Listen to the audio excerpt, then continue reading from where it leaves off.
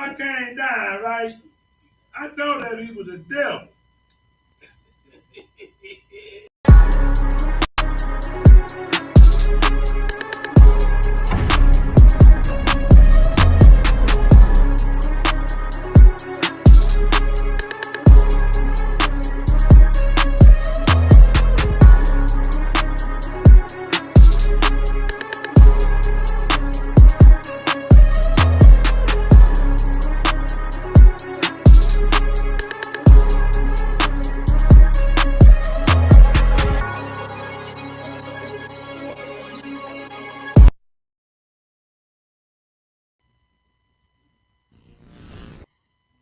Your stated reason for being here is to build some form of security.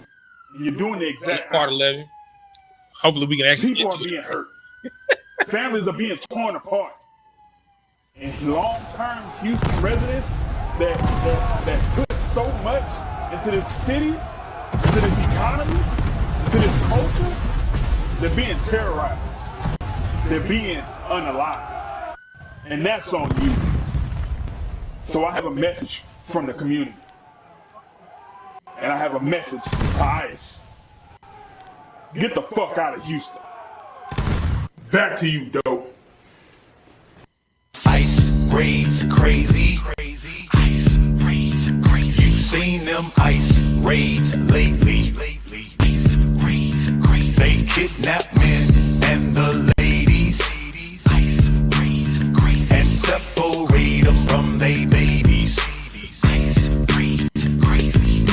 ICE raids crazy, tearing up dreams in the night, kicking down doors, flashing light, causing fright. Mama in the kitchen, baby crying in her arms. Agents storm in, yeah, they sounding they alarm. Who the real criminal when they snatching up the meek? Chains on the innocent, silence on the weak. They call it law, but I call it co-abduction. Ripping souls apart, yeah, that's government corruption. Land of the free, man, that's a contradiction. Cause freedom got conditions in this twisted jurisdiction.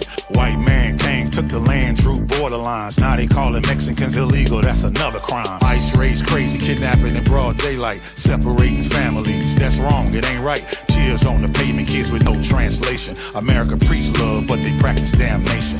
False news paint black and brown faces as a threat. But we the hardest workers, bleed sweat, living in debt. Building skyscrapers, mowing lawns and serving plates. The same ones they hate keep America great. It's hypocrisy with badges, patriot disguise. Call it national security, but it's genocide. Stolen land, stolen lives, stolen pride. The truth don't hide, it bleeds from the inside. ICE raids crazy. ICE raids crazy. You've seen them ICE raids lately. ICE raids crazy. They kidnap men and the ladies. ICE raids crazy. And separate them from they babies. ICE raids crazy. ICE raids crazy. Propaganda so sick. Fox News talking lies, playing politics. They say protect the border, but they guarding the ghost. From Tijuana to Texas, it's stolen land coast to coast. You can't deport the people from their native land when your racist flag flew in with a bloody hand. Cages and babies, what kind of nation is that? The cries echo loud, but they turning their backs. If the law is unjust, then justice ain't lawful. A badge on your chest don't make you God fool. They label them illegal, man, that what is I've seen. Remember the first these were wigs and they called it the American dream. ICE raids crazy, it's a modern day lynch. History repeats, America don't flinch. Ripping roots from the ground, they call it immigration. It's really reincarnation of colonization. They say we all human, same blood, same beat, but they judge by the border and the color of your feet. No heart, no mercy, no ounce of grace. Just politics of fear in a racist face. From Rio Grande to the California coast, they hunting my people, good people, ghost of the ghost. Black and brown unity, we all grew up. If you don't like it, take your dog ass back to Europe. ICE raids crazy. ICE raids crazy. You've seen them ICE raids lately. ICE raids crazy. They kidnap men and the ladies. And separate them from they babies. ICE raids crazy. ICE raids crazy. ICE raids crazy. You've seen them ICE raids lately. ICE raids crazy. They kidnap men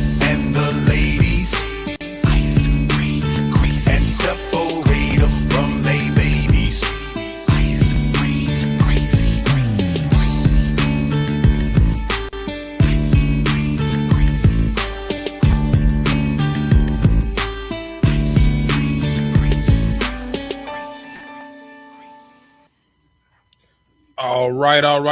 Clap it up. All right, it's the Israelite School of Universal Practical Knowledge. Started out at 1 West 125th Street, Harlem, New York, under commanding General YAHANNA. It is Monday, the history class, where we break it down line upon line, precept upon precept, here a little, there a little. Hey, King, come here. Do me a favor. Turn this camera a little bit for me, nephew. Turn it just a little smidget. No, just use the book. Keep going. Bam! Right there. All right. Yeah, it's Monday, the history class where we line it up, line upon line, precept upon precept.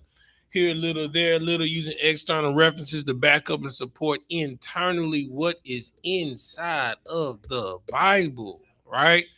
You know what time it is. You know what I'm saying? If you got your questions, go ahead and drop them in the chat. You know, we ain't ducking no fades. If you have any questions, don't matter if it's on topic or off topic, if something's just been plaguing your mind all week, you know, if you done saw something that came across the news, things going on with your family, it don't matter what it is, because Captain Isupk says the only stupid question is the one that is not asked, right? So go ahead and type it up in the chat.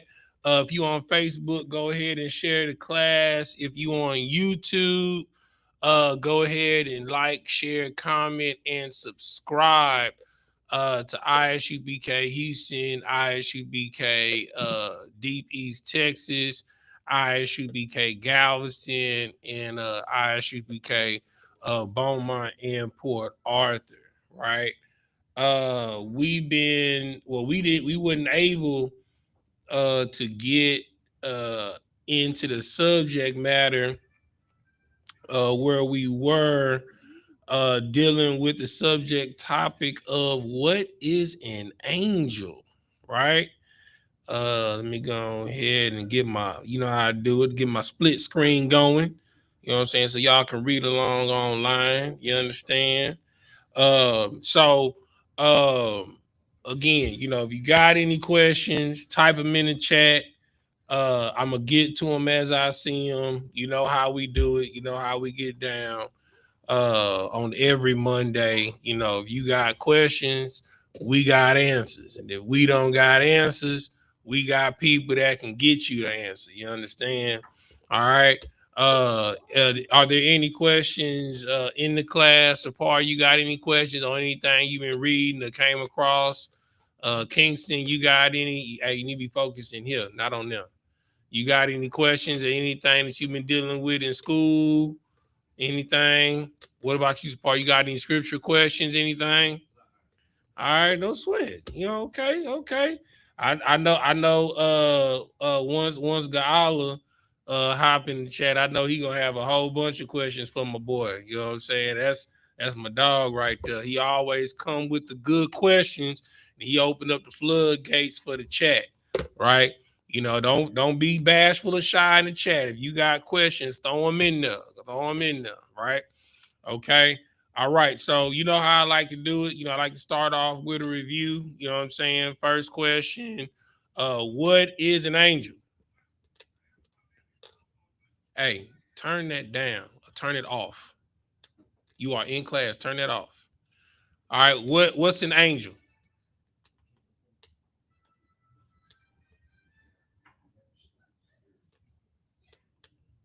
Go ahead. What's an angel? Go ahead. A ministering spirit. It's a give nephew a hand. You know what I'm saying? It is a ministering spirit, right? An angel is a ministering spirit.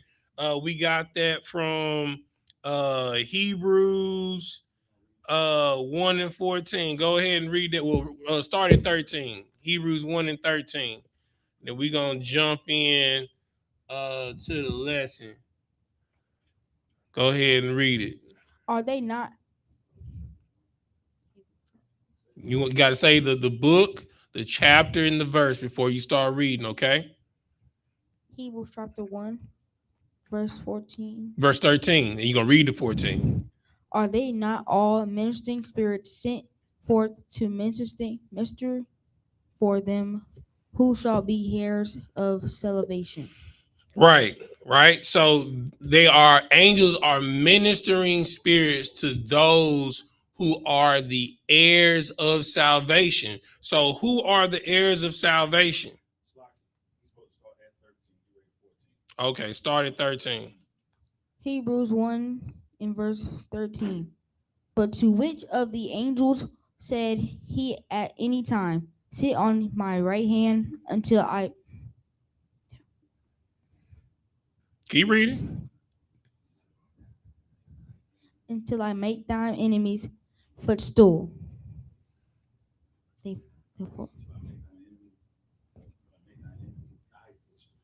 Thy footstool. Keep reading the 14, nephew. Are they not all ministering spirits sent forth the minister for them who shall be heirs of salvations?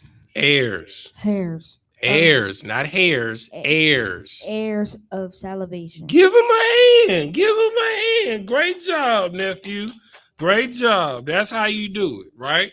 Okay. The way you get good at public speaking is by practicing it, right? Excellent job, right? Because we're gonna have you prepared for school up in here. You know what I'm saying? You're gonna be able to read out loud with no problem. Your hand gonna go up first. Oh, I want to read. I'll read it, sir. I'll read it, ma'am. You know what I'm saying? So, but that is exactly what it is, right? Hold on 1 second.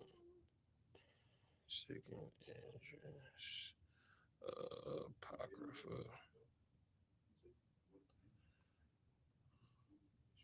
All right.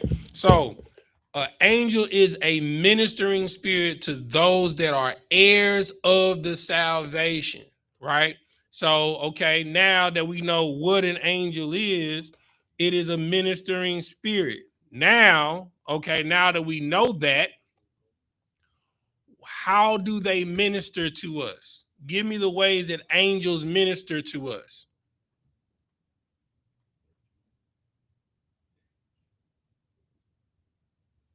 All right. Give me, look, your mama clapping for you in the car. Your mama clapping for you in the car, nephew. She clapping for you in the car. You know what I'm saying? All right. How do angels minister to us? Come on. We reviewing. These answers should come quick because we hit this review every week. How do angels minister to us? It's like, if I may, through a dream. Through what? Dreams. Through what? Dreams. One more time, Sapar. Dreams. They minister to us through dreams. Why do they minister to us through dreams, Sapar? To get the message, or well, no, I got that part. Because they minister to heirs of the righteousness. But why do they minister to us in dreams versus in person? Well, they do it through dreams because it would cause fear if they was to do it in person. Or yeah, give me. Okay, that's gonna give me the answer. You own it, but bring me home. Okay. Or okay, I mean, where are the angels? The angels is in the third dimension. We're in the third dimension. I'm a slacker, my bad. The fourth dimension. Right, they're in the fourth dimension, right? Which would make them what type of beings? Spiritual beings. Okay, so why do they minister to us in our dreams? Because of what? Because they are spiritual beings. Get that brother hand. Get that brother hand. Goddamn right. Right.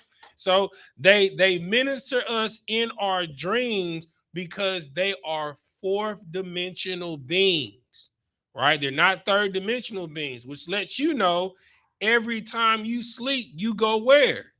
To the fourth dimension. To the fourth dimension, right? You go home. You know what I'm saying? For a little bit. That's why rest be so sweet. That's why in the scriptures, when it speaks of death, it talks about sweet rest, right? Because you absent from the body, present with the Lord. You had your hand up. Go ahead, Sapar. Select this, sir. I don't mean to digress in it, but my aunt came and visited later, and we was talking, and she said, you know, she used to work at a NASA, and then you know, we got on the subject of angels stuff, and they say they can actually see them like the type of telescopes that they have, they can actually see them doing their thing or you know working. I'm like, we asked them what do they look like. They said, well, you see them. I mean, you can see straight through them. Yeah. So okay. So you got to look at it like this, right? What's the best way that I can describe how an angel? Okay. So the best way that I can describe how an angel looks, they're physical and not physical. It's like looking in to the Milky Way. You know what I'm saying? Like, as far as I'm going to talk about like them as beings. Got all at the end of the chat. I know them questions coming. Got all at the end of the chat, y'all. You know what I'm saying? But yeah, so they don't have the flesh that we have unless they materialize on the third dimensional plane, right? So yeah, it's like reflecting light, right? You know, they're light beings, right? So that's why your aunt was like, you know, I don't believe nothing that NASA say. I'm just gonna be honest with you. You know, I'm just gonna keep it a bean. You know, all they pictures that they be showing be photoshopped. You know what I'm saying? From somebody that is a graphic designer, you know, I could tell you that they doctored, right? But that's not to say when you look through a telescope, whether it's one that you can buy that you have at the house or a high-powered telescope, that you don't see things moving throughout the sky. You don't see what they call what's the word? You don't see celestial bodies in the sky, right? And the things that you see will awe you, right? You know, because it's you know, it's the waters between us and the Most High God. You understand? And in order to exist in there, you know, it's like existing in the deepest part of the sea. You understand? You got to have a specific type of flesh in order to exist up there, just like the squids and the dolphins and the fish have certain flesh to exist in the sea, right? So could what your aunt be saying is true? Absolutely, right?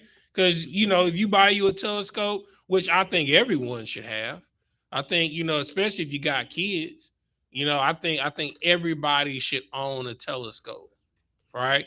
And you know, take a trip outside of the city limits where there's not light pollution. Set up your telescope to observe the heavens, right?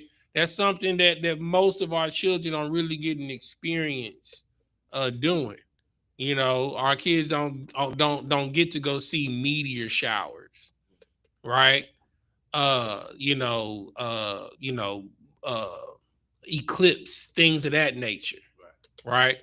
But they are spiritual beings, and they come to us in visions because they are fourth dimensional beings, and they can interact with you because you're on their plane when you sleep, right? Now, when they come to you, what type of visions or dreams are they giving you? I think somebody said it online already. I put Yap said it. But what type of dreams do they give us? Are they you know, dreams of you frolicking through the forest and riding unicorns, You know, you dancing on the rainbow. What type of dreams do or visions do angels give us? Anybody?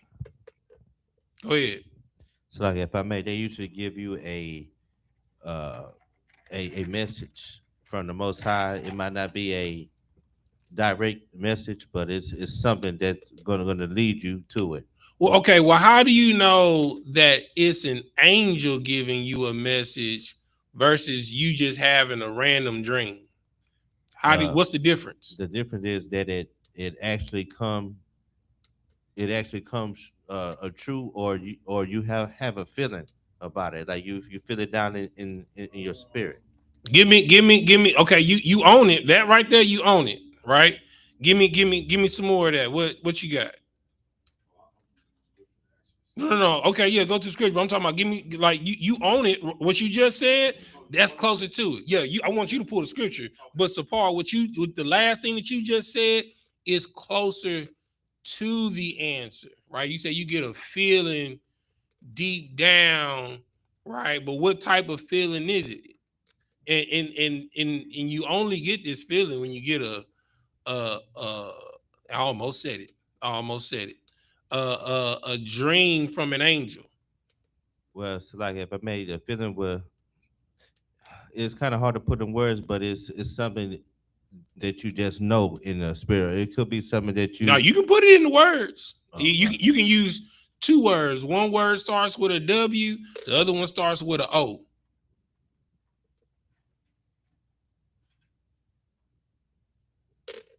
Two separate words that can describe it. Okay, you feel let me see. Let me take a shot at you feel a warmth, I guess. No, not a warmth. That's if you feel warmth, you done peed in the bed. so like I mean a spiritual warmth. No, it ain't a warmth. It ain't a warmth.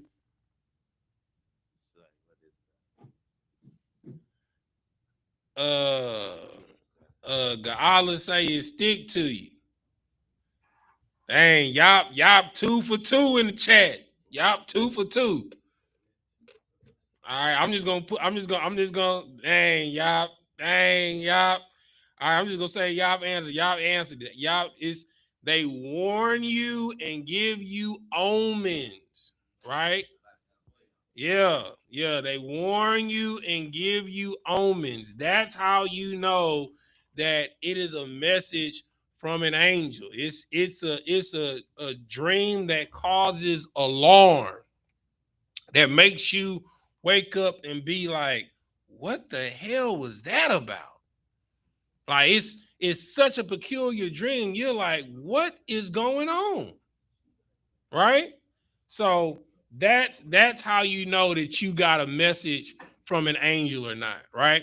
So we're gonna pick up where we left off in 2nd Esdras, right? Let's go to 2nd Esdras, chapter 5. Then we left off in chapter 4. Let's go to chapter 5 in verse 1. Nah, let's go to 4. Go to 4.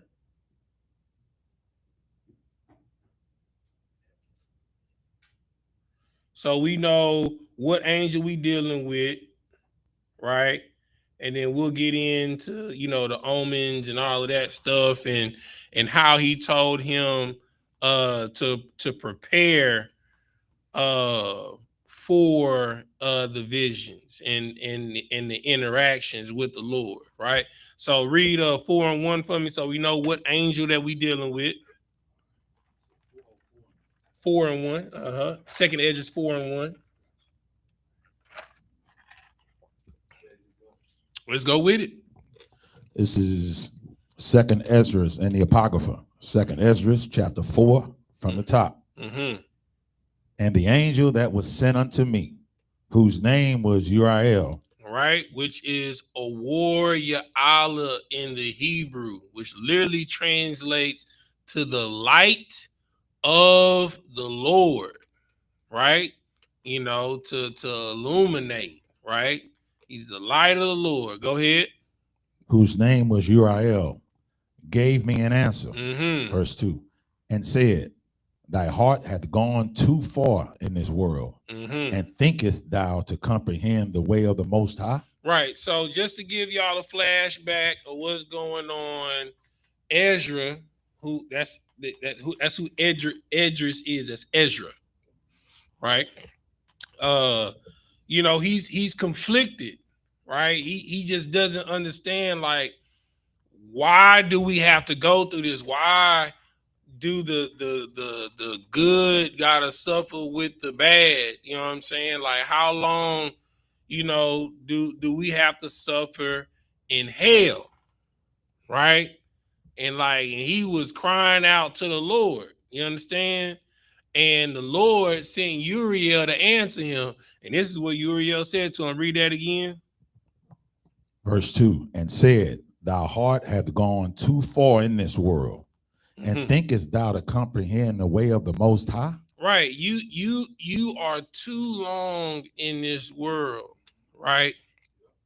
When you go through your pain, your anxiety, whether it's on your job, whether it's with your family, whether it's with your friends, you know, brothers and sisters in the school, or you know, I don't care if it's somebody passing you on the road, you know what I'm saying?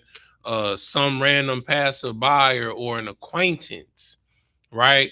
You can't get so caught up in this world and the things of this world that you forget how the Lord operates, right?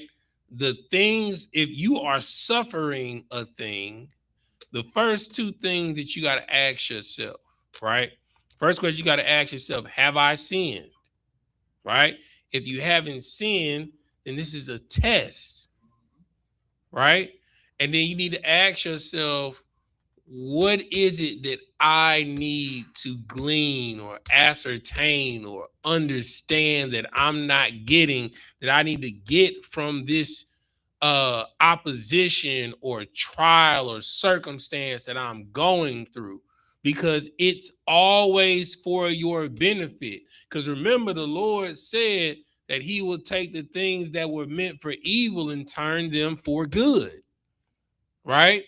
So though you think that you're going through an evil thing, like somebody, like I had a sister reach out to me yesterday to ask you know, for prayer because she feels like she's getting singled out on her job, you know, and she asked me for the prayer of the curses to curse nations. I was like, well, that's not what the curses prayer that we pray in the school. It's for the people that are coming up against the school. It's not specific nations. It's in general to all opposition, right? But so if you're dealing with a specific matter, then you should pray for that specific matter. And the scripture says for certain demons to exercise it through prayer and fasting. So I thought, well, sis, why don't you fast for a day? And then for that day, you pray on the matter, you know? And I was like, and I'll even go a step further. I'll pray with you. You know what I'm saying? Because that's one thing that I find that brothers and sisters neglect when they come into the truth, right? They focus so much on keeping the law, statutes, and commandments, which is very important. Let me say that. Keeping the law, statutes, and commandments is very important, but you neglect relationship with the Lord, right? You understand? Prayer, thanksgiving, like being thankful to the Lord. When the last time you told the Lord thank you for what he's done for you? You understand? Tell him how much you are appreciative for his mercy and for his grace and for his loving kindness and long suffering and temperance with you, right? When is the last time you've done that? Before you make supplication, in your prayer, you should always lead with thanksgiving. Always. You understand? That's why, you know, in the beginning of the Lord's Prayer, it says, Our Father who art in heaven, hallowed be thy name. Thy kingdom come, thy will be done on earth as it is in heaven. You know what I'm saying? That's like a moniker. It's like, hear ye, the realest nigga in the universe stepping in the room. You know what I'm saying? I send supplications and thanksgiving to you when you go boom. You know what I'm saying? Like that's how you come. That's how you coming when you talking to the Lord. Go ahead, one y'all. I just want to amplify what you're saying. That's what the angels do, sit next to the Most High, saying, "Holy, holy, holy," that all day, all day, like all day. They say that all day. You can't give the Lord enough praise. It's not possible. You understand? If you was really in the presence of the Lord, that's what you would want to do all day long because of how awesome he is, right? So you spend so much time in the woes of this world that you forget what God is, why God is, why God made you, what you're made for, and what your purpose is here. Because the scripture says that the whole duty of man is to serve God and keep the commandments. That's your whole duty. You understand? Why you under the sun? That's going to be your whole duty while you're not under the sun. Because the moment that you go up there, they roll the tape. You understand? You're going to show how well you served, how well you didn't serve. You understand? And he's going to be like, you did this right, you did this wrong. I'm going to send you back because you got to get this lesson. Right? So, read where you were in second Esdras 4. Verse 3. Mm-hmm. Then said I, Yea, my Lord. And he answered me and said, I am sent to shew thee 3 ways, and to set forth 3 similitudes before thee. Mm-hmm. Verse 4. Whereof, if thou canst declare me one, I will shew thee also the way that thou desirest to see. Right. So I'm gonna run through this. I'm gonna run through the similitudes. Right. He basically came at that boy. And this is me hypothesizing. You know what I'm saying? We can't say this because it's not physically saying this, but the way he's getting chastised is the same way that Job gets chastised when the Lord tells him to gird up his loins. When he's like, can you pierce the scales on a Leviathan? You know what I'm saying? Do you know the chambers of the wind? You know what I'm saying? Do you know where the sun goeth and cometh from? Do you know the chambers of the ice in heaven? You know what I'm saying? That's how he came at him right here. The first question he asked him, can you tell me the way to fire? Can you tell me the weight of the wind? You know what I'm saying? That's the 4th dimension stuff. That sound like basic math in the 4th dimension. What is the weight of fire? That's basic. You can at least tell me that. That's basic 4th dimensional math. What is the weight of fire? You know what I'm saying? So he basically started asking these questions, and Ezra King's like, well, no man can know that. Then he says, then you error in questioning the ways of God when you are a man. No man can know the mind of God. You would explode trying to understand the reason for being like I'm gonna tell you the new thing that I'm into now. I'm gonna tell you the new thing that I'm into now. If you ever just got like some free time, you know what I'm saying? You got like maybe a minute, 2 minutes to spare. Just go on YouTube and type in terrarium videos, like people making terrariums like aquariums, right? It's like they make a living, breathing ecosystem, right? Like they be putting little bugs in there to clean and forage the foliage, and I'm talking about it looked like a when they pull them out of this little dish, when they dump them in, bro, they dump like 1,000,000 of them in there. And like you can see them inside of the petri dish squirming around, like, but it's like 1,000,000 of them, right? But the minute that you dump them inside of the foliage and all of that, they disappear. So there are things that the Lord has created that is constantly working that you will never see on a microscopic level. You understand? And there are things that are smaller than that. And everything has a job to do to keep this whole environment going.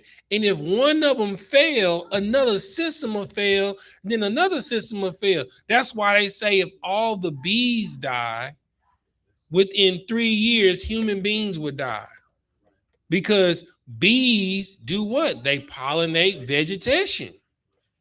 So if bees don't pollinate vegetation, they don't go through germination, there are no new fruits being made, no seeds being made, no new plants being made. So when those plants die, we don't have anything that cleans the air. The air is toxic. We die, let alone have food. Go ahead, Sapar. And it's like it's so heavy that you say that, like every little thing mattered. It's like recently I pulled like probably the smallest muscle in my back, and guess what? It shut my whole body down. And I'm Right. like, dang, just that little piece mattered. Like, that's how amazing that the Most High is. I mean, like just mentioned earlier, you can't comprehend His goodness and just the amazingness of the Most High. So like, yeah. Right. So the Most High is so amazing. You understand that He has things that are working, that are in service that you don't even know. You can't even see it. Like it's things floating in the air right now that you can't even see. You understand? Like imagine. Okay, I'll give you a perfect example. When we all be outside and we be moving around and we don't really be paying attention, but every so often you'll stop over a patch of grass and then you'll kind of like focus and then you'll see like 3 feet off of the ground of grass, it's a whole bunch of things flying around, right? I mean, they busy. You understand? But the only reason why you don't see is because they are below your waist. You above here, right? They not even really in your view until you focus in that space area. You be like, bro, it's something. It's a whole bunch of stuff flying 2 to 3 feet off of the ground. Go ahead, one y'all. Two quick points. One is like when you're driving on the freeway and you see the mirage, right? You look, you say, it look like heat's on the ground up there or whatever. You see it.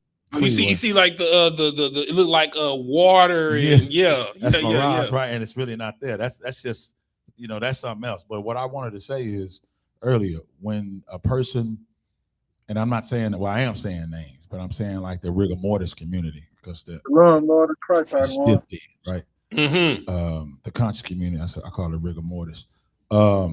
You have Pharaoh and you have SHALAM, right? Mm-hmm. And they're always the ones that stay so deep and and the coffin text and all, but they just so deep, and they telling you how the son, the spirit go. Then you find out SHALAM's got a gay man living with him. Oh, bro. Then you find out Pharaoh got nails look like Dracula. You know what I'm saying? Smoking weed and got like that's how the Lord will do. You know what? Reset you back into some wickedness. Like you see what I'm saying? Because right. They're asking questions. They're so smart and they claim to be, but they really not. They're just a polite or something like that. You know what I'm saying? Right. So the Lord, if you don't conclude, okay, so I conclude, if you don't back away from the Most High, then He'll lift up your skirt and say, man, stay out of the. You need to learn on the physicalities, man. Look what you're doing down there. Right. And you caught this. We in second Esdras. We in second Esdras chapter 4. Yeah. Gotcha. No sweat. No sweat. All right. So what verse did you stop at in second Esdras 4:1, y'all? I was at 3/4 through it, so all I had left, second Esdras chapter 4 verse 4. And I shall shew thee from whence the wicked heart cometh. All right. All right. So now drop down. Go ahead. You guys read verse 5. This is the book of second Esdras, chapter 4, verse 5. And I shall, and I said, tell on, my Lord. Then said he unto me, go thy way, weigh me the weight of the fire. He said what? Go thy way, weigh me the weight of the fire. Keep reading. Or measure me the blast of the wind. Or call me again the day that is past. Right. So all the questions that the angels are asking Ezra, it's rhetorical, right? Because even though these things are basic math, this basic fourth dimension math. Tell me the weight of fire. Measure me the blast of the wind. You understand? Or better yet, can you recall a day for me? Because remember, in the fourth dimension, there is no time. You're outside of time. So the past, present, and future exist simultaneously, right? So Ezra goes on to say, like I said, well, no man can do this, right? You know what I'm saying? Well, he was like, well, then you error in asking about the mind of God. You understand? But gird your loins up like a man, just like he told Job, right? So let's move. Go to chapter 5, verse 1. I just wanted to read that so y'all know what angel that we dealing with. All right. So we through with the review. We back where we were, right? So at this point at chapter 5, Uriel has humbled Ezra, right? Has humbled Ezra to let him know that you're just a man and you can't understand the minds of God. But if you will know, right? Let's find out if you're willing to go through what's needed to know the mind of God. All right, go ahead and read 5 and 1. This is the book of second Ezra, chapter 5, verse 1. Nevertheless, as concerning the token, behold, the day shall come that they which dwell upon the earth shall be taken in a great number, and the way of truth shall be hidden, and the man shall be barren of faith. You understand? So he's prophesying to him the times that we living in, right? Like so Ezra, he's so focused. As a matter of fact, while you guys are reading that, one y'all look up the time period of the prophet Ezra. Look up that time period for me. Yeah, look up the time period that the prophet Ezra was alive. Tell me what that time period is. She trying to read it to me. The prophet Ezra lived and led during the 5th century BCE, right? In the early Second Temple period, specifically arriving in Jerusalem in 458 BCE during the 7th year of the Persian king Artaxerxes, right? Right. Artaxerxes. Artaxerxes. Right. Okay. So he lived during the 5th century before Christ, right? During the time of the Persian Empire. Okay. So this is the the Persians and the Medes, right? This is during that time. Okay, so during that time, he is so like how we are with George Floyd, like how we are with Sandra Bland, like how we are with Alton Sterling, like how we are with Philando Castile. He was like, damn, Lord, like how long? And he lets him know that they will dwell upon the earth, and it shall be a great number, and the truth shall be hidden, and the land shall be barren of faith. You understand? That's the land. The land. When I say the land is barren of faith, like don't nobody believe in the Bible. Don't nobody believe in God like that. Keep reading your Katazar. Right. Keep reading where you was at. Verse 2. Verse 2. But iniquity shall be increased above that which now thou seest, or that thou hast heard long ago. Go ahead, keep Verse reading. 3. And the land that thou seest now to have root, shall thou see wasted suddenly. You understand? So now he's saying, and the land that you're rooted in right now, that land's gonna pass away, right? Because we know after the Persians and the Medes came what? The Greco-Roman Empire, right? That wasted the Persians away. You understand? Keep reading. You got the Verse 4. Verse 4. But if the Most High grant thee to live, thou shalt see after the third trumpet that the sun shall suddenly shine again in the night, and the moon thrice in the day. Right. Verse so 5. Now hold on, Salaki. Now he's saying now, but that's only gonna be for a time. But he said, because you know, Ezra is a what? Who is Ezra? Ezra is a what? A prophet. He's a prophet. Ezra is a prophet. And the Lord, you know, the prophets are the holiest of the holiest of us all. And he told a prophet of the Lord, if you live, if you make it through to see it, he said the sun will rise again. Right? So that lets you know, just because you keep the law, statutes, and commandments, it's not guaranteed that you're going to live to see Christ come back. Right. But the scriptures say that the dead in Christ do what? They rise first. Right?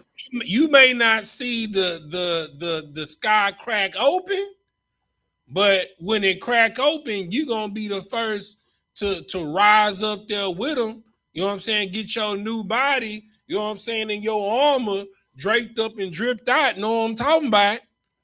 Right. That's fourth dimension stuff. You know what I'm saying? Like, bro, you gonna lose your mind when you see the veil of time rip open like a portal. That's what we talking about. When I say the veil of time whipping up, we talking about a portal open up in the sky, and you see a host of ships just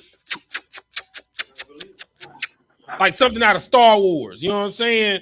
Going through the warp drive.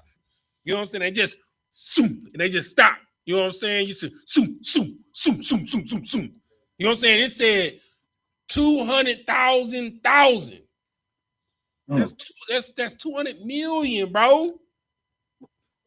Chariots. That's why it says everybody gonna see when Christ come back. 200 million ships in the sky. It's gonna take up the whole world. It's gonna black out the sky. You know what I'm saying? No matter where you are on the planet, you're gonna know Christ here. It ain't gonna be a doubt in your mind because the sky, all airspace in the known world is going to be occupied. But he said, but the root of the kingdom that you in right now, that's gonna pass away, and the sun gonna rise again. If you see it, because it's not guaranteed that you're gonna see it, right?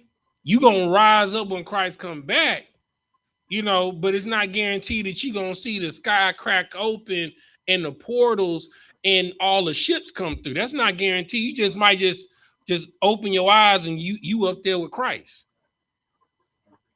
You know what I'm saying? Right? Keep reading, you Katazab. Verse 5. And blood shall drop out of wood, and the stone shall give his voice, and the people shall be troubled.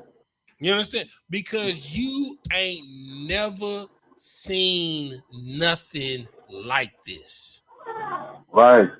You understand? That's why the scripture says, woe unto those that want to see the day of the Lord, for it is darkness and there is no light in it. It's not a terrible thing, right? If you want to understand what the day of the Lord is, it's happened several times already, right?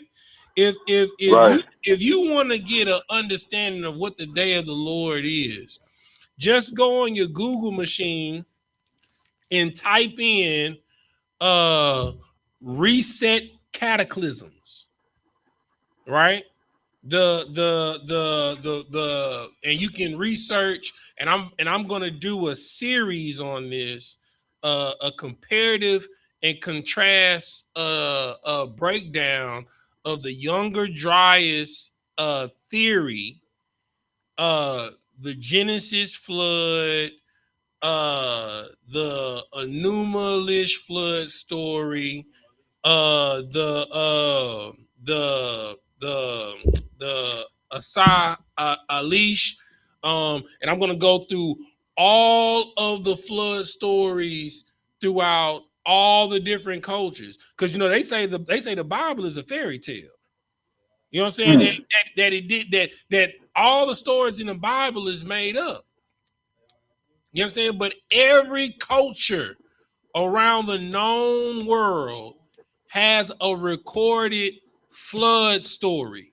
China, talking about Asia, Japan, the Native Americans here.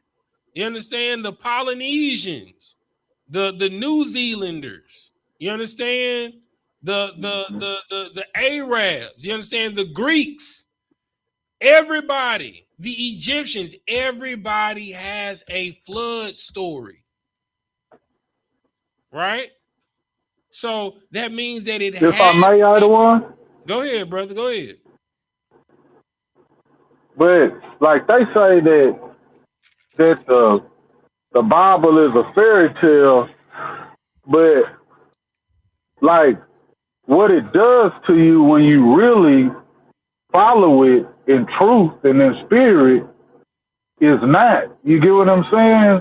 Absolutely. Like it's like the proof is in the results that it gives people when they really follow it and follow Christ. You know what I'm saying? That's kind of like what you call it, a confirmation. When you do what the Bible tells you to do and follow Christ, and it really heals you of ailments, demons, all kinds of things that nothing this world, all the modern medicine, all the things that you could get out of the world don't heal you. The therapy, everything don't heal you. But when you really give your spirit over to Christ, you get that healing that you've been looking for. Absolutely, brother. Get that brother a hand. Get that brother a hand. You know what I'm saying? Absolutely, right? And it's just as simple as going to Deuteronomy 28:1 and Deuteronomy 28:15. Because in 28:1 it says that he'll put you up on high above all the nations upon the face of the earth. You understand? Right. Blessed will be your store basket. You will be the lender and not the borrower. Right? Only if you keep only if you hearken diligently, you understand, observe and do the commandments that are commanded of you this day. But if you do not hearken diligently and do, then all of these curses shall overtake thee. Right? And that means until you're utterly destroyed and laid to waste. That's why it's not hard for a priest or a prophet in the Israelite School of Universal Practical Knowledge to prophesy, because we know what the curses are, right? We know if you're around here being a whore or a whoremonger, oh, you're going to get an STD, huh? Yeah, you're going to get herpes, you understand? You're going to get chlamydia, you're going to get gonorrhea, you're going to get AIDS, you understand? We know if you eating pork, shrimp, crab, and lobster, you understand, you're going to get gout, hypertension, high blood pressure. We know if you out here smoking cigarettes and smoking weed, you're going to get COPD, you're going to get lung cancer, right? We know if you out here being a brawler, you understand, in a drunk, you're going to get cirrhosis of the liver, right? We know if you a drug dealer, right, that you either going to prison or you gonna die, right? It's not hard to prophesy because we know the curses. Go ahead, one y'all. And just amplify what the brother was talking about. You also know when you're in the truth, you also know the opposite of those who not in the truth. That makes the Bible real. For instance, what you just said, a lot of people don't understand how the Most High gives them a warning by saying, you know what? I'm going to start with Texas. No more Delta 9, no more this, no more Delta this. I'm cutting down on the weed. Everybody else is like, look what the white man doing, man, trying to stop. That's the Lord doing that, man, before we get ready. You see what I'm saying? And people don't even see that, man. Because he going to judge his house first. And people like are hating, and they mad because he's doing that, but the Lord is like, I'm stopping this. Right. Okay, so I see y'all don't want to stop, period. Right. Okay, now I can bring the judgment down. Right. And it's easy for us to prophesy if you not a righteous brother that another man gonna take your woman and he gonna lie with her. Right. You understand? Right? And if you don't think that's true, brother, how if sex is marriage, how many women have you slept with that's currently sleeping with another man? You understand? That's the curse right there. You understand? You'll have children and you'll never see them. That's a curse. You know what I'm saying? You'll want for them day and night. You understand? It prophesies of the baby mama drama. Right? I'm a witness. Boy, I'm a witness. Yeah. Man. Right? Okay. So that's why it's so important to be on point, right? Because even being on point with the law, statutes, and commandments, it guarantees you what the scripture says to live a life and to live it abundantly, right? You understand? But it doesn't guarantee you that you going to see, just like Moses didn't guarantee Moses to see the promised land. Everybody that came out of Egypt died with Moses. Like everybody came out of Egypt with Moses, died except for Aaron and Joshua. Aaron and Joshua are the only remnant of the people that actually stepped foot, saw the Red Sea part, the pillar of fire by day. The pillar of fire by night and the smoke by day. They are the only ones that seen the plagues of Egypt. No, Aaron and Joshua. Yeah, Aaron and Joshua. right? They the only ones that went into the promised land that came out of Egypt. All the rest of them was babies. The Lord killed everybody off, all the adults off, because people don't. This is the Lord is wiser than you, right? I'm gonna tell you why He's wiser than you, right?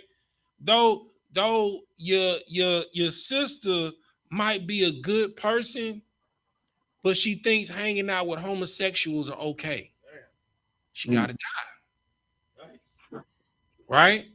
Your brother, he a good dude at heart, but he smoked 2 packs of cigarettes a day, but he loved the Lord. I know you love him, and he got a good heart. That gotta die. You know what I'm saying? I know your homegirl, she your ace. She whenever you need somebody, she there for you. I know you love her, but shoot, she love pork, shrimp, crab, and lobster. That gotta go. They gotta die. Because it can't dwell in the kingdom. You understand? I know your boy from around the way, he cool. You know what I'm saying? Whenever you need somebody to show up or you ever need something, he always got you. But he a scammer. He's a thief. They gotta die. Right? Because the scripture says that no unrighteousness can enter into the kingdom. You understand? And that includes us, like in the truth. We're fighting, we're dying daily. So when the Lord comes, he don't have to kill us, right? But what the Lord could do is, or what he's going to do, just like he did for the children of Israel when they came out of Egypt, he's going to put us in the wilderness, right? Now, and he puts us in the wilderness so we escape the incoming doom of Armageddon in the valley of Jehoshaphat and Babylon being destroyed, right? But it may be for you to die in the wilderness so that your children go into the kingdom and you come back through your children. Because there's something, you still got like a devious spirit of pornography inside of you. You understand? And your children, they didn't grow up in America. They were born in the wilderness, so they never seen pornography, right? So they can go into the kingdom. You might have to die in the wilderness. Are you willing to make that sacrifice? That's real love. What you got on one, y'all? 1 Peter chapter 4. If I could, I'll read verses 17 and 18. They read, "For the time is come that judgment must begin at the house of God." Say that one more time. For the time is come that judgment must begin at the house of God. And if it first begin at us, what shall the end be of them that obey not the gospel of God? Verse 18. And if the righteous scarcely be saved, where shall the ungodly and the sinner appear? Come on, bro. Like this is what you got to understand. Like, this is not a game. Whether you believe or not, there's an angel documenting everything that you do. You understand? Like, they are right here in here with us. You understand? At 8:20 on August 10th, at 8:20 and 37 seconds, a one-year Allah read this verse with this scripture, and the people that were attendance, it was Yakatazab online and 11 people that viewed it, and these 11 people bared witness, so they can't say that they didn't know, Lord.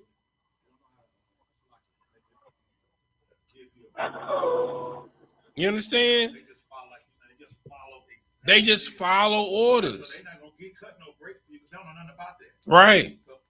So like that's like the moment I tell people this all the time. The moment that you realize that you don't have a choice, the easier your life will be. Choice is an illusion. Choice is an illusion. You don't really have an option out here, especially if you're in the truth. It's only orders, right? If you still have the illusion of thinking that you have a choice to do what you want, you're a child. You understand? Like grown-ups spiritually know that you don't have a choice. Like you go ahead. What you got? What you got, your cut design? I was just talking about this today. It's crazy. I said, you know, I'll be telling people that, you know, we get taught that we need to get married, have children, things like that, but it's not documented in the Bible that the greatest man alive had any children or a wife. You get what I'm saying? That's not what life is about. Life is about what the scripture that say, I can't remember the exact place, but it say our duty is to obey every word that proceeded from the mouth of. Yeah. Okay, yeah. You I thought you was about to quote in Ecclesiastes the whole duty of man, but no, that's a good one that you saying right there. Right. But when you is trying to obey every every word that proceeded out of the mouth of the Lord, man, it's like you start. For one, you killed your old man, and you start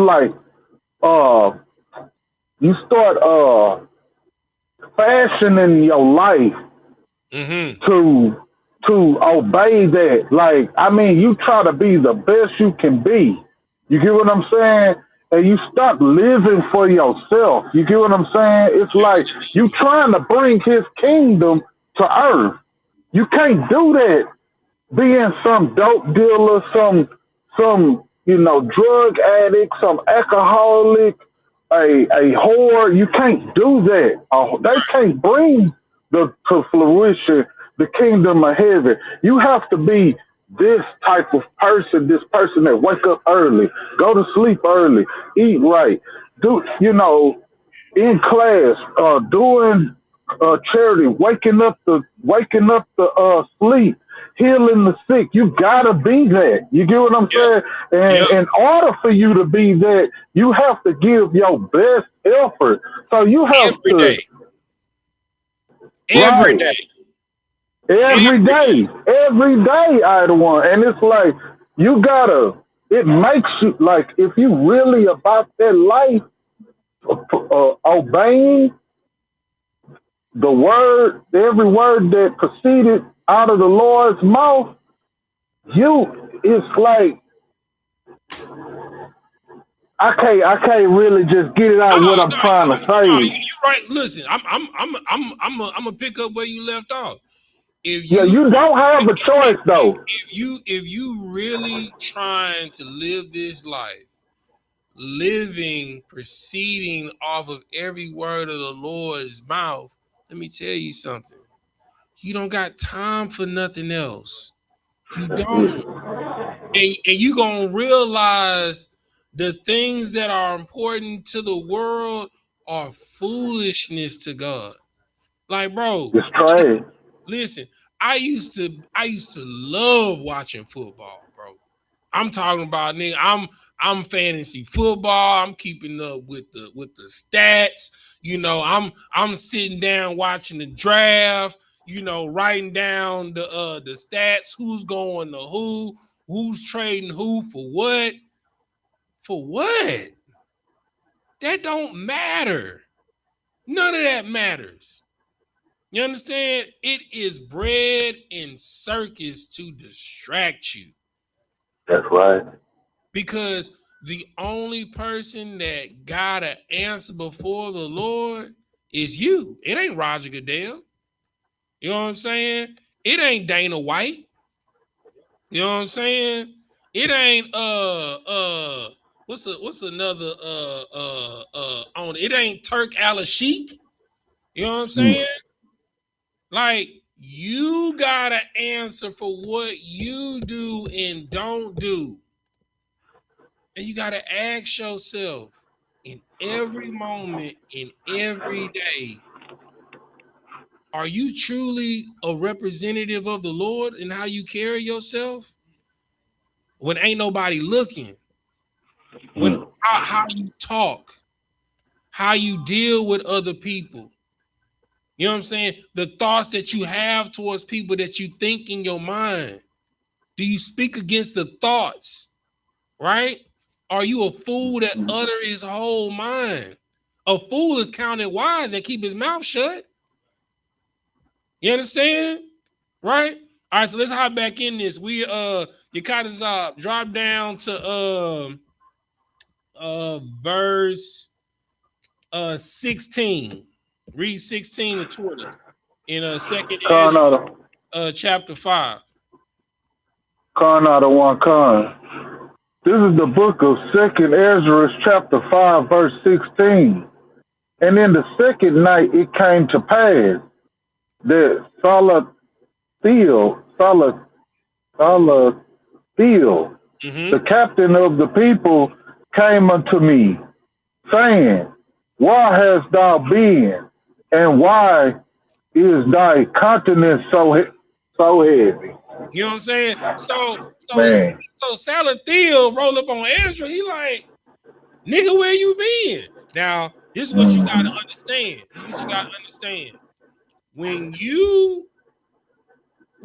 an angel roll up on you, right?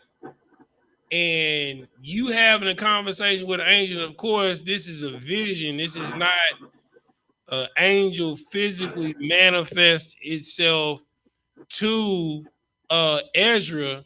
He's having a vision, right? Time don't exist on that side, right? Because remember, like when you have a dream, right? The dreamer only feel like an hour, maybe, if that. You know what I'm saying? And you wake up a whole 8 hours. You know what I'm saying? 10 hours didn't pass. You understand? So he in real fellowship with Uriel. Like they having a back and forth, a serious conversation, like one of them conversations after camp when we be playing Christian, you know, going back and forth, you know, with Cap, and we be in here for hours, and it don't seem like it, but you know, we'll get in here and camp at 9, and before we know it, it's 3 a.m, right? He been so high in the spirit, dealing with Uriel, an angel of the Lord, that one of his pastors like, nigga, where you been, Ezra? Like, bro, we ain't seen you. And why is your countenance so heavy? Because Uriel was, you want to know the mind of the Lord, huh? Then gird up your loins like a man. He telling him that the generation that's rooted right now and the people that's in power, that's gonna pass away, and a new oppressor gonna rise, and all of this, but you know, a sun gonna shine eventually. That's if you see it. You know what I'm saying? You asking when it's all gonna end. He telling you, nigga, you might not, you probably won't live to see it. You know what I'm saying? Imagine that, knowing that you didn't sacrifice your entire life to the Lord, and the angel telling you, well, we appreciate your sacrifice, but you're not gonna see the kingdom rise. Right. And like, imagine that. And you living in a time when your people getting hauled out. And you out here fighting for your people to come back to righteousness, and he telling you, yeah, this kingdom gonna pass. The people that's doing y'all dirty, yeah, this kingdom it's gonna get destroyed, but another one gonna come. They gonna jack y'all up too. But you know, the sun gonna rise, and it's gonna rise bright in Israel. It's gonna be beautiful, but you might not live to see it though. That's why his countenance is heavy. Keep reading. Verse 17. Knowest thou not that Israel is committed unto thee in the land of their captivity? Verse 18. Up then and eat bread, and forsake us not, as the shepherd that leaveth his flock in the hands of cruel wolves. Verse 19. Verse 19. Then said I unto him, go thy way from me. That nigga and said, come. that nigga, he told that nigga, move around, bro. Like, bro, I ain't, like, listen, what you talking about right now, bro? My spirit's so disturbed, my nigga. You not in the right spirit, my nigga. You need to move around, bro, because Israel is in his captivity, bro. Do you not know not only what we going through, but what we about to go through, bro? Move around from me. You know what I'm saying? You ask me why my countenance heavy, nigga. Why is your countenance not heavy? Because the scripture says oppression makes a wise man mad, but a gift destroys the heart. You understand? My heart is for my people, and my countenance is heavy because of what I know that is about to take place, bro. Move from me. I don't want to be distracted from what's coming. Keep reading. And come not nigh me. And he heard what I said and went from me. You know what I'm saying? Verse 20. That nigga was like, damn, bro. Shit, no, I'm gone, nigga. You don't want me around you, my nigga. I'm gone. You know what I'm saying? Keep reading now. Verse 20. Verse 20. And so I fasted 7 days. He said, hold on. He said, and so I what? And so I fasted 7 days. Now I want y'all to pay attention. Right? Because Uriel didn't answer them. You know what I'm saying?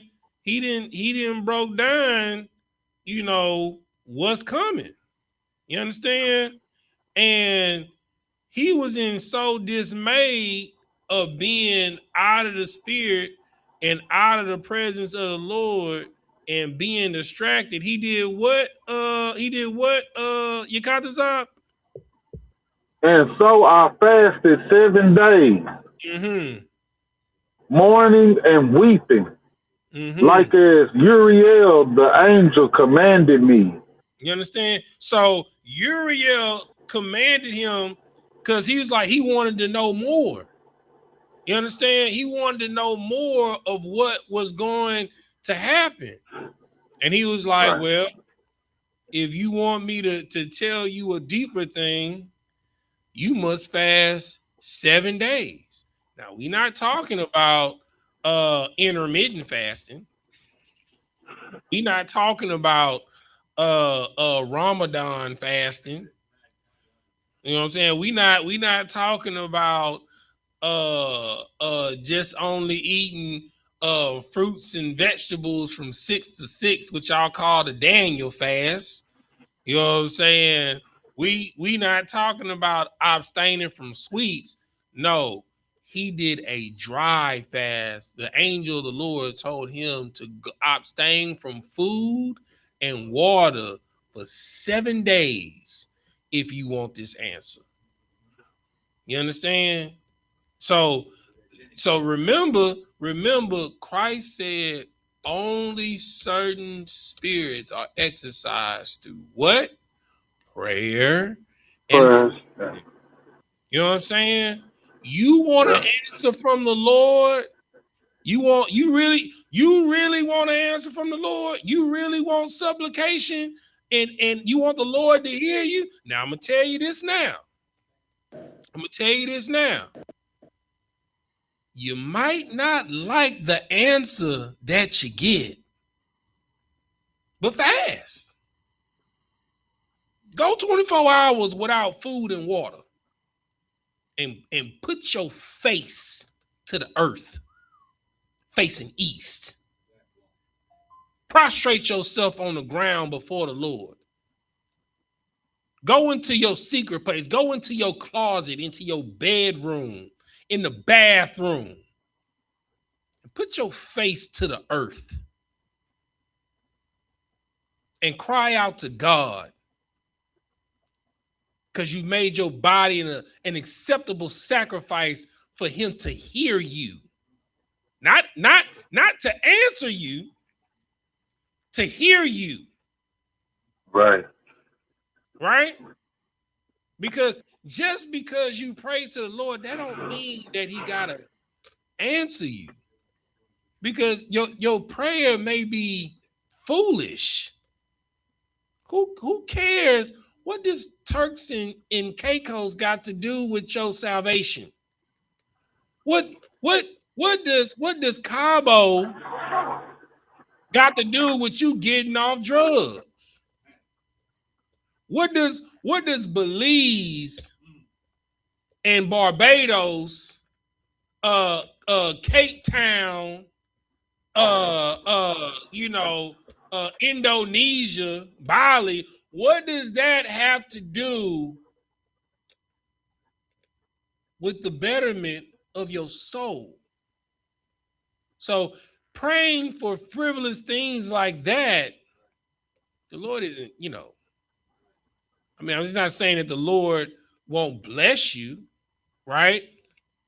But to waste the Lord's time on asking about something so frivolous and materialistic, when you have a roof over your head and you eat every day, it's people under the 45 bridge that have nothing. You understand? And you praying about a trip, that the Lord give you money to go on a trip. You understand? How about you pray for the Lord to give you the means to go on a trip to Tent Village in Houston to feed your people? How about you pray for that? Right? If I may. Go ahead, brother. And then it's like what the words say right here. It's the next one. I'm sorry. I'm going too far. It's all good. Go okay. To read the next verse anyway. The verse 21.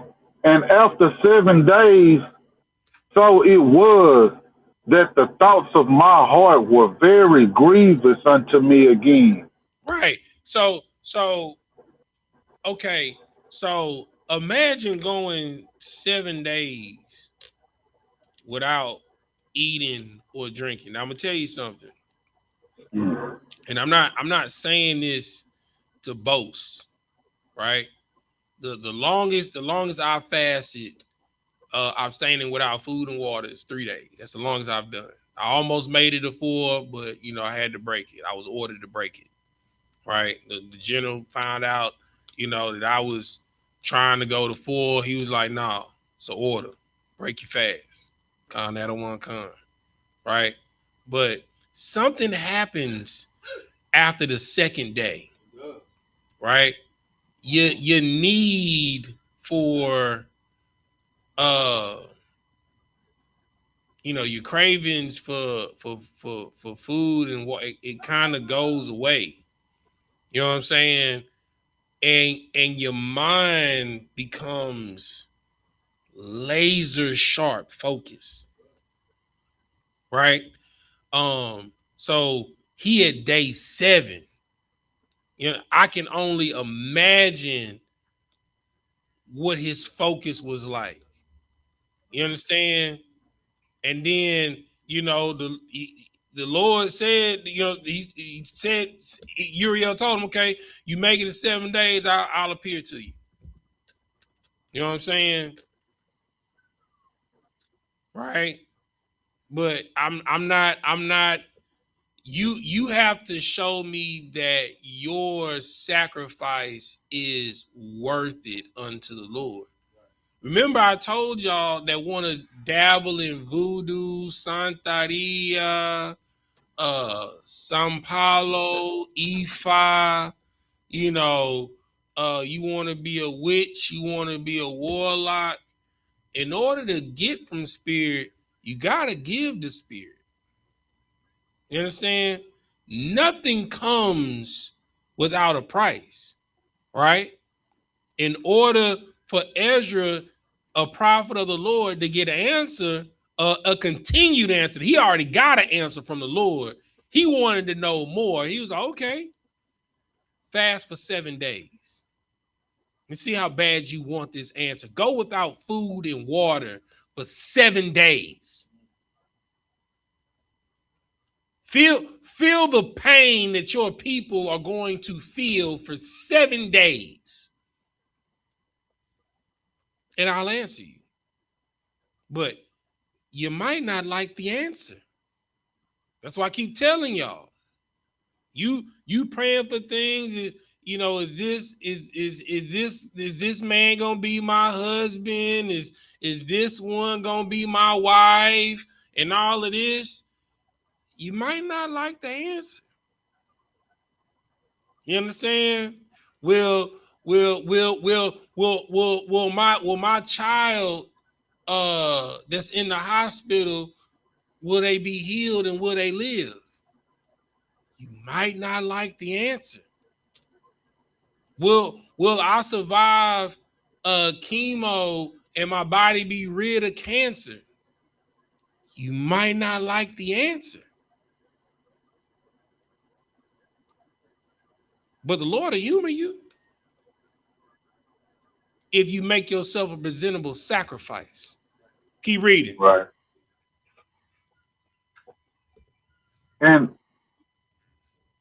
verse 22, and my soul recovered the spirit of understanding. He did what? And I recovered the spirit of understanding. So it wasn't until that 7th day, you understand, at evening, you understand, it said that his spirit, his soul recovered the spirit of understanding. Uh-oh, Uriel about to pop back up on the scene. Keep reading. And I began to talk with the Most High again. Mm-hmm. Verse 23, and said, O Lord that bearest rule of every wood of the earth, and of all the trees thereof, thou hast chosen thee one only vine. Mm-hmm. Verse 24, and of all the lands of the whole world, thou hast chosen thee one pit. Mm-hmm. And of all the flowers thereof, one lily. Mm-hmm. Verse 25, and of all the depths of the sea, thou hast filled thee one river. Now drop down to 28. So basically, he's doing like what we do at the beginning of the Lord's Prayer. Our Father, which art in heaven, hallowed be thy name, thy kingdom come, thy will be done on earth as is in heaven. He's giving the hear ye. You know what I'm saying? Oh Lord, of all the people, you've loved one people. Of all the flowers on the earth, you love one flower, the lily. Of all the birds, you love one bird, the dove.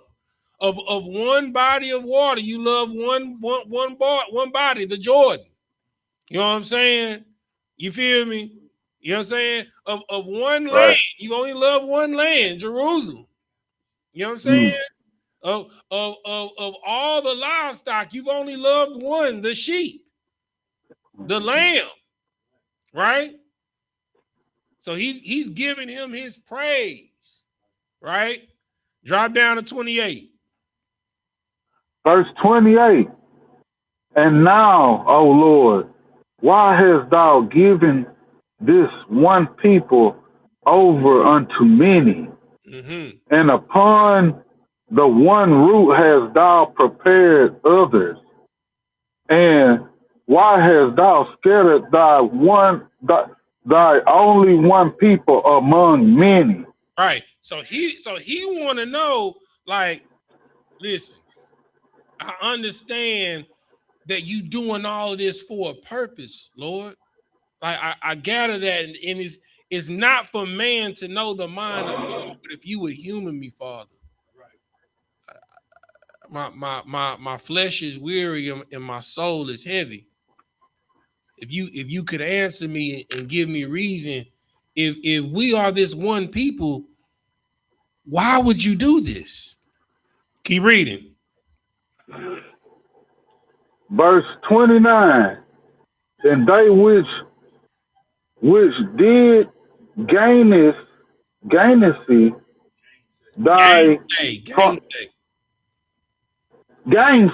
Salakia, and they which did gainsay thy promises, and believe not thy covenants, have trodden them down. Verse 30, if thou didst so much hate thy people, yet should thou punish them with thine own hand. Verse 31. Verse 31, now then, I had spoken these words. Now when I had spoken these words, the angel that came to me the night afore was sent unto me. Verse 32. Verse 32. And said unto me, hear me, and I will instruct thee. Hearken to the things that I say, and I shall tell thee more.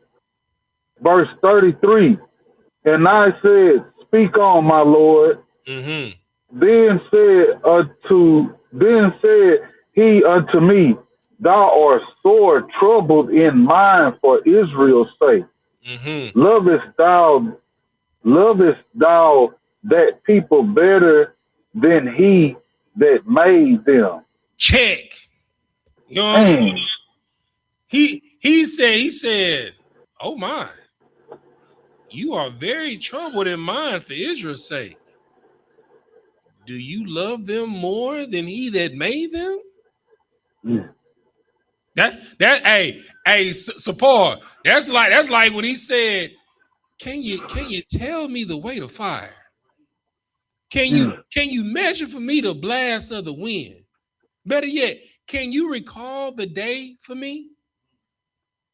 He's like, brother, you're very troubled for Israel's sake. Do you love them more than he that made them? You understand? Keep reading. Verse 34. And I said, no, Lord, but of very grief have I spoken. For my reins pain me every hour, while I labor to comprehend the way of the Most High, and to seek out part of his judgment. Verse 35. Verse 35. And he said unto me, thou canst not. He said what? He said what? Thou canst not. Bro, you wasting your time. Right. You trying to understand the mind of God. You wasting your time. Keep reading. And I said, wherefore, Lord? He said, why? Why I can't understand? Like you're like, nigga, you don't understand what you asking. Keep reading. Whereunto was I born then? Or why was not my mother's womb than my grave, that I might not have seen the travail of Jacob and the wearisome toll of the stock of Israel. Oh, here you Verse go. 36. And he said unto me, number me the things that are not yet come. Gather me together the drops that are scattered abroad. Make me the flowers green again that are withered. Let me tell you something, Mike. You know what I'm saying? Let me tell you something, Mike. He said, number me the things that haven't come. You understand? Like, in other words, he's quoting a verse that ain't even been quoted yet. You worrying can give no hour to your not one extra hour unto your flesh. You understand? You worried about the wrong things. Like if I'm not hold on 1 second. Now, hold on. I got you. I cut you out of one. Right after I make this point.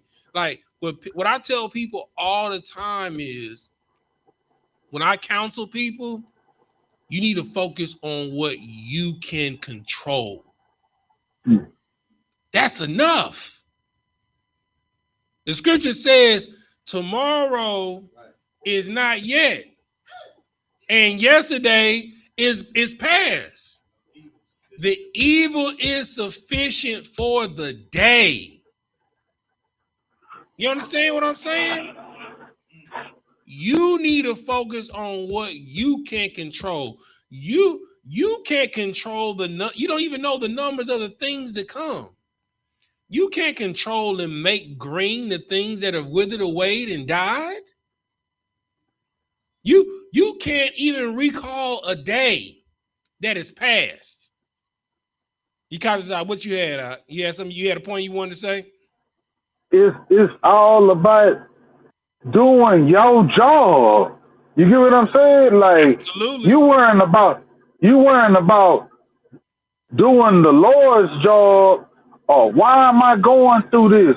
Why am I, like he said, he had to come to a very grievous place to even understand what the angel was talking about. Look, and then the first thing the angel said was, do you love the people of Israel more than he that made them?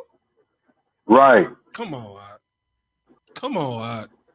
That's like what I said earlier. I the one about obeying. Just follow his orders and do your part. You get what I'm saying? That's like it. If you just worry about being the best you could be, doing what God loves, bro. Then, bro, that's why the scripture says that the kingdom of heaven is inside of you. Right. That's why it says, when two or more are gathered in my name, then I am there. Like you so focused on what they not doing, what he not doing, what she not doing, what this nation not doing. You know what I'm saying? What the president not doing for blacks, Hispanics, and Native Americans. What are you doing for blacks, Hispanics, and Native Americans? Right. You know what I'm saying? You asking for a handout, but you ain't put your hand out to help your fellow man. The scripture says, how can you love the Lord whom you don't see and curse and hate your brother whom you see every day? You are a liar. How can you say you love the Lord whom you don't see, but hate your brother or your sister who you see every day? You are a liar, and the truth is not in you. Right. Keep reading your Katazab. Verse 37. Open me the places that are closed, and bring me forth the winds that in them are shut up. Shew me the image of a voice, and then I will declare to thee the thing that thou laborest to know. Man, come on, bro.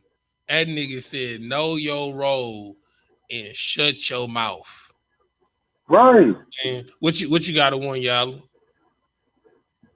Proverbs chapter 24, verse 7. Say, let me see. Wisdom is too high for a fool. Come on, bro. Man. He openeth not his mouth in the gate. Oh my God. Nigga, wisdom is too high for a fool. Let me tell you something. You know what I'm saying? These my new two. Wisdom is too high for a fool, and that's a wide ditch. That's a deep ditch. Yeah, that's a deep ditch. Yeah, a deep ditch. And wisdom is too high for. Well, that's my two new ones now, bro. You know what I'm saying? You know, with a brother be like, but sir, I love her. That's a deep ditch. Or sister, but sir, he's such an amazing brother. Sis, he digs deep ditches.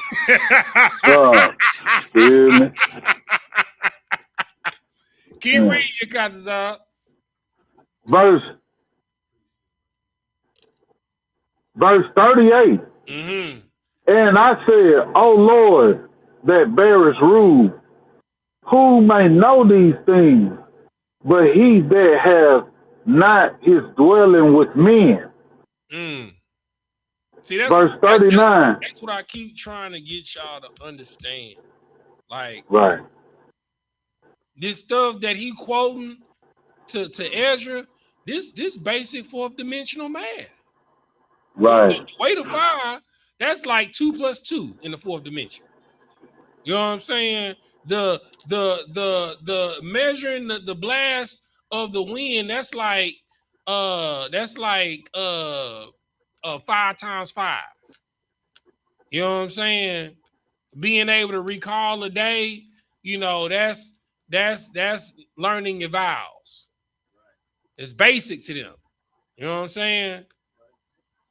But he knows, he's like, you know, who can know this that dwells? The only ones that can know is that those that dwell outside the realms of men. Right? Keep reading. Verse 39. Verse 39. As for me, I am unwise. Listen, that's the wisest thing that he said. You understand? The beginning of knowledge, wisdom, understanding the dark saying, and enigma is the fear of the Lord thy God. It's knowing that you know nothing. As wise as you are in what you know nothing. And to show you how much you know nothing, I'm telling you, in your spare time, watch them terrarium videos. You gonna find out stuff that exists, that do stuff that you never knew existed. That's on a microscopic level that you need in this terrarium in order to keep fungus out of it.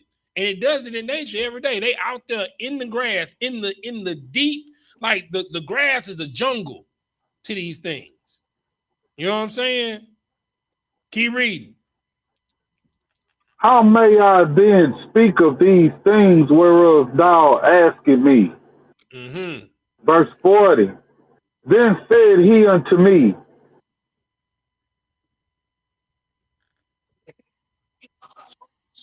Salaki. Go ahead, you good? You at verse 40. Can somebody else take over for me because my phone keep ringing. I'm sorry. I need to tell them to stop calling. No sweat. Go ahead. One y'all. Go ahead. Verse 40.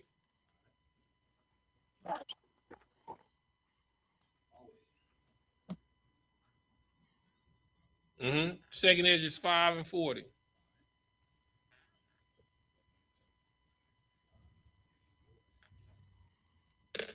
Second Ezra, chapter 5, verse 40. It reads, Then said he unto me, like as thou canst do none of these things that I have spoken of, even so canst thou not find out my judgment, or in the end the love that I have promised unto my people. You understand? Like, bro, you don't know the lengths that the Most High, a Father, that is a spirit that is willing to go through to save his people.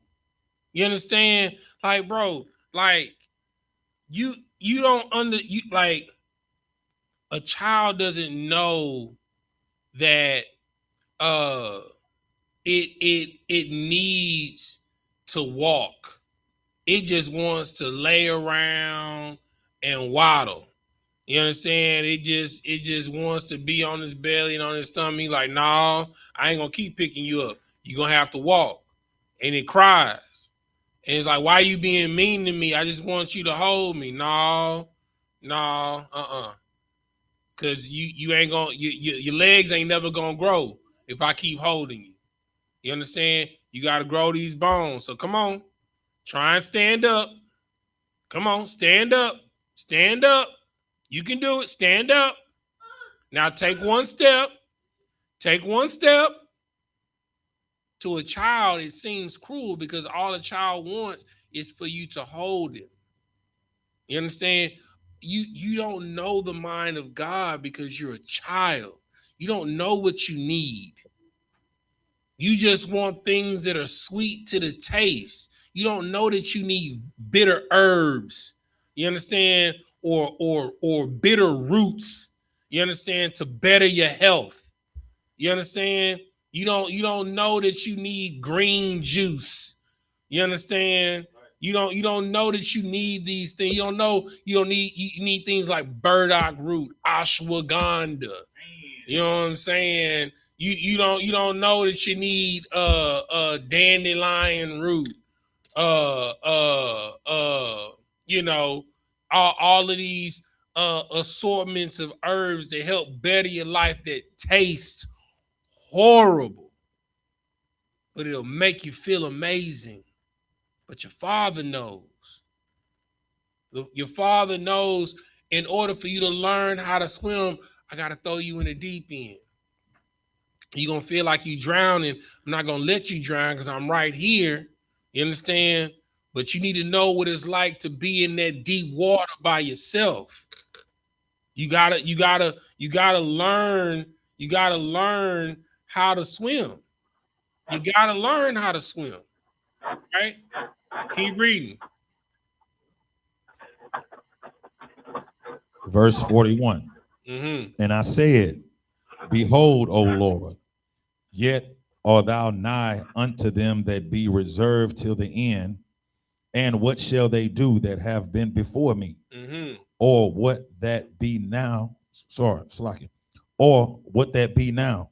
Or they that shall come after us? Verse 42. And he said unto me, I will liken my judgment unto a ring, like as there is no slackness of the last, even so there is no swiftness of the first. Verse 43. So I answered and said, couldst thou not make those that have been made and be now, and that are of to come at once, that thou mightest shew their judgment thee sooner? Verse 44. Here you go. Then answered he me and said, the creature may not haste above the maker, neither may the world hold them at once that shall be created therein. Let me tell you, look, listen. Listen.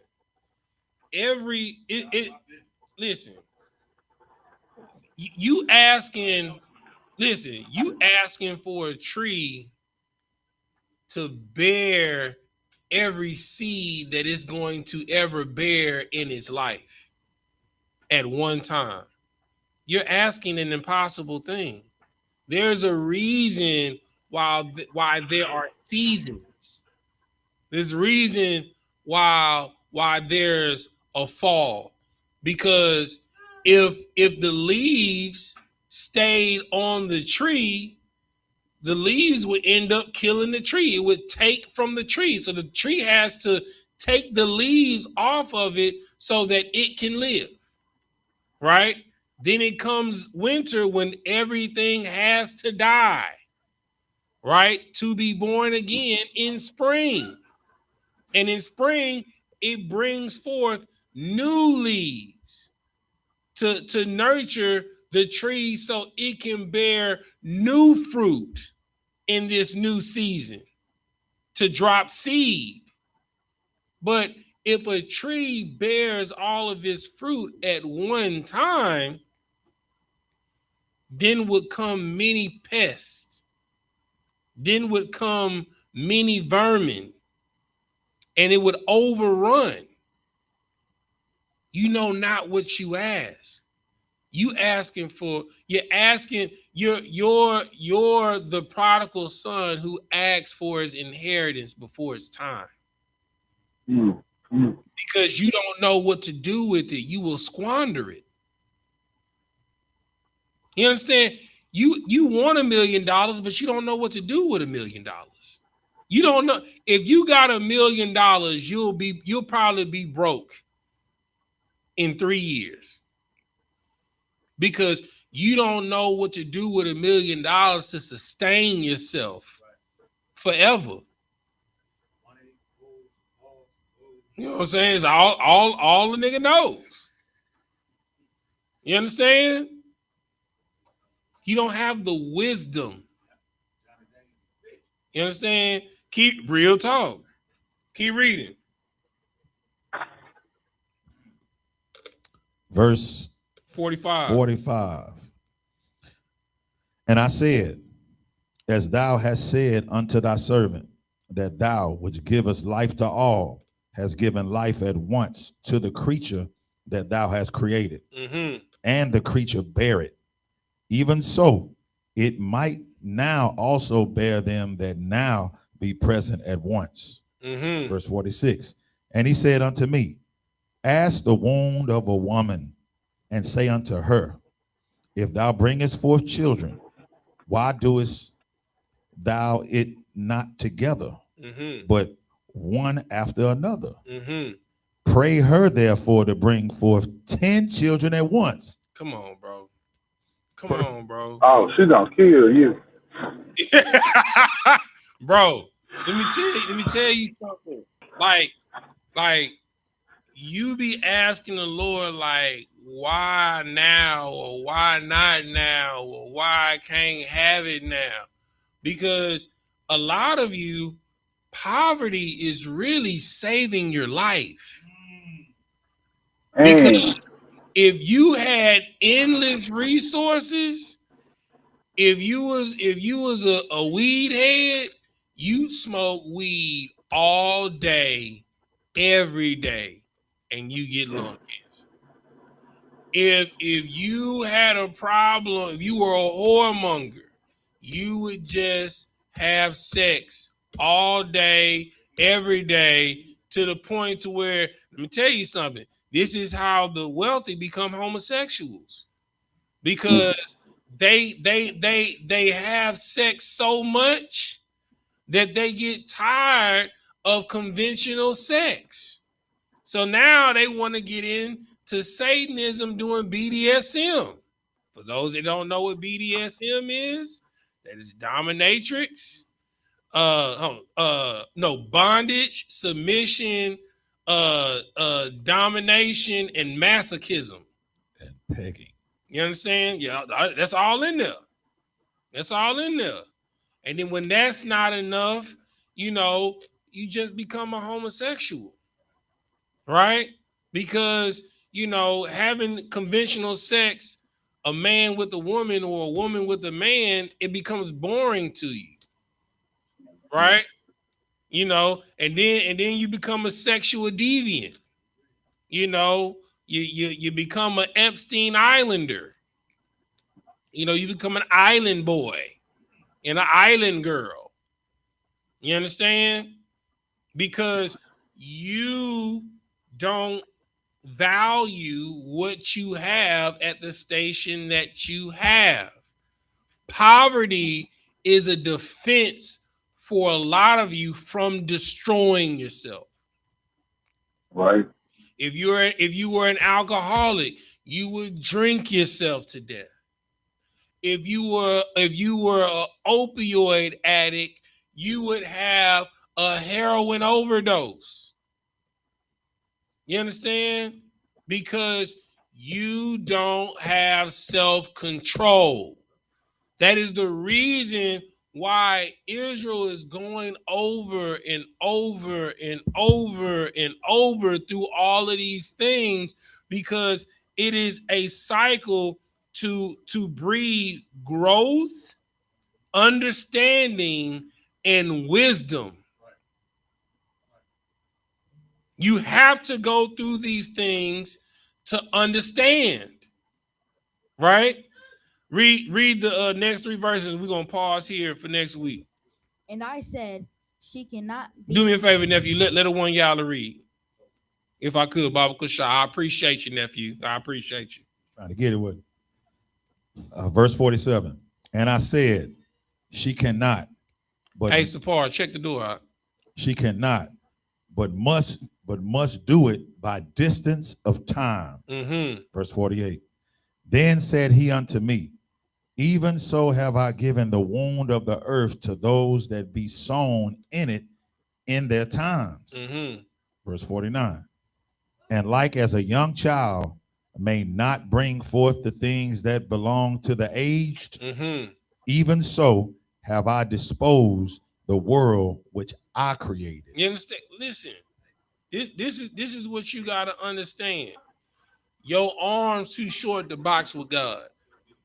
You understand? Like, bro, like, you don't have the understanding for the reasoning that we in the position that we in.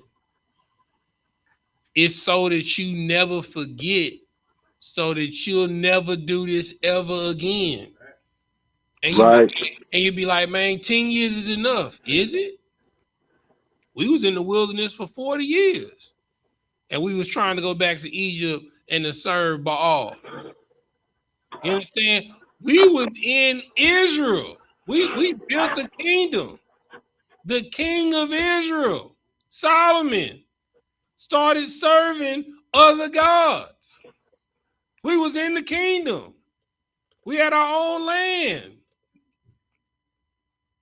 Don't tell me 10 years is enough, 20 years is enough, 50 years is enough. Or in our case, because America just celebrated its 250. Don't tell me 250 years is enough. You want to know why? How I know it's not enough? The Cardi B's, the Sexy Reds, the Nicki Minaj's. You understand? The Pooh Shiesties. You understand? The Gucci Manes. You understand? The Yellow Beezies, the Mo 3s, the Boosies. You understand? The NBA young boys. You understand? Don't tell me it's enough.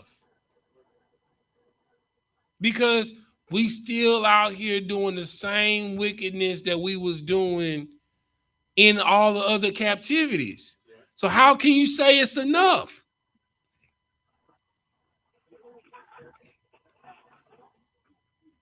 And if I may, I don't. Hold on 1 second. And this is the reason, unfortunately, like, don't get it twisted. My hope is like Paul, that all of Israel will be saved. But this is also the same reason why I understand why a lot of people gotta die. But it's okay, because they're gonna come right back. And they gotta be born under a kingdom that in a king that rules with a rod of iron. You understand? Where none of this is allowed. That none of this, you won't even know that what a birthday is. You won't know what Halloween is, what Valentine's Day is. You won't know what Christmas is. You won't know what Easter is. You won't know what the 4th of July is.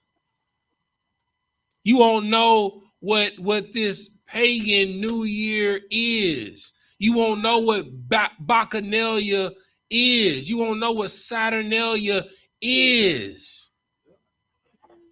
Go ahead, Yakatazar. We're going to end it with what you got. What you got? Shoot, it's all about when you know better, you do better. You know, I was talking about this. I'm like, when you know better, you just ain't gonna go back to that filth. You get what I'm saying? You ain't trying to see nobody else go through that hell that you done went through. You get what I'm saying? Absolutely. And it's like, you know, but you gotta be sincere, man. Like I don't know how to like put it in words. Like you just did it. Excellent. Yeah, like you go through, you know, like what Ezra was going through. He didn't understand was that going through all that hell and stuff. Like he said, he became into the wisdom because he went through the hell. He knew what to ask, but it's like you do better. You want to make sure that the people that's after you don't have to go through you.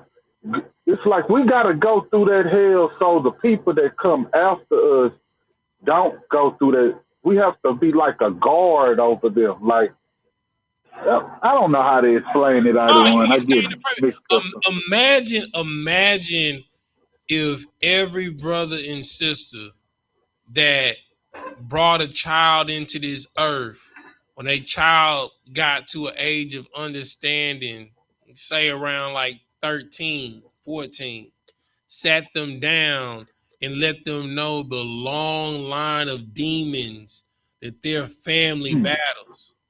Let them know that this son, this is the demon that I battled all of my life. The father tells them.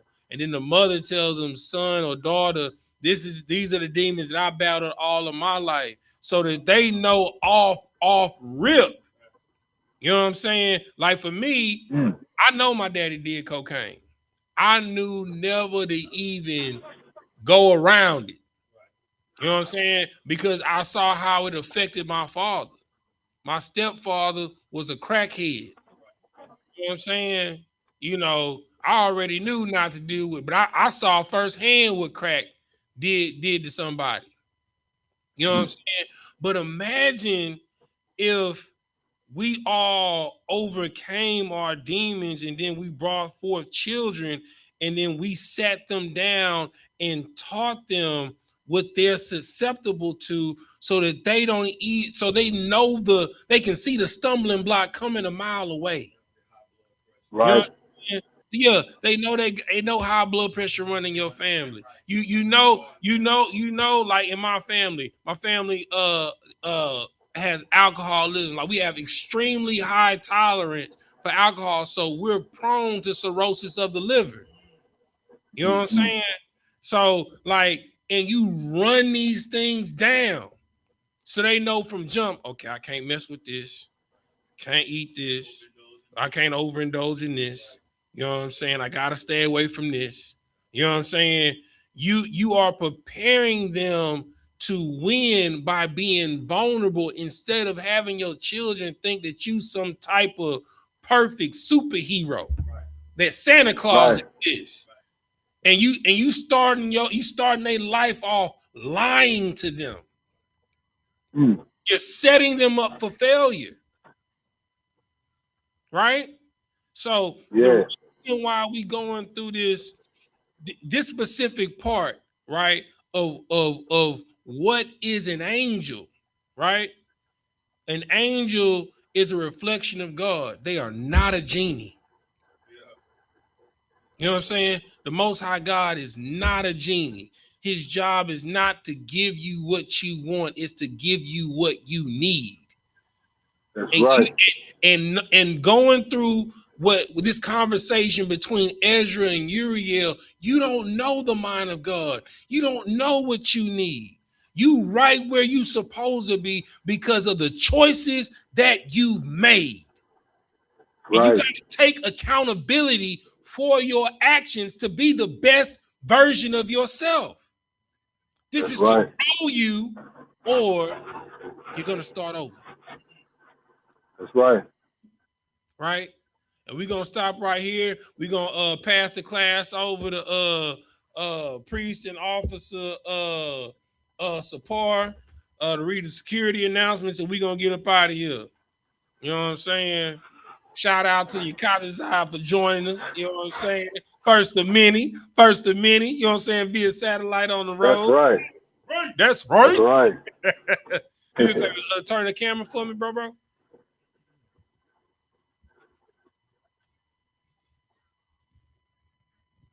The I.S.U.P.K security announcements. We are the I.S.U.P.K, start out at 1 West 125th Street, Harlem, New York.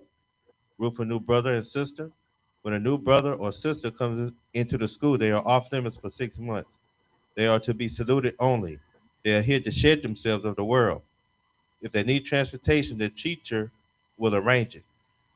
After 6 months, if a brother or sister has an interest in a particular person, he or she must get permission from the head to speak to a brother or sister. There is another 6 months in which the brother and sister will court each other.